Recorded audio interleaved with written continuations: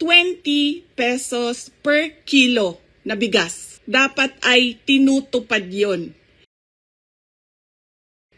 Simulan na natin sa mga campaign promises. Dapat po, pag ang politiko ay nag-promise na magbibigay ng 20 pesos per kilo na bigas, dapat ay tinutupad yon. Dahil binoto ka ng mga tao base sa mga sinabi mo, base sa mga kampanya mo. Kaya dapat binibigay yan lahat.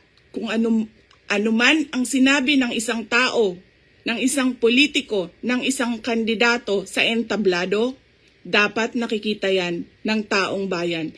At higit pa, dapat ang nakikita natin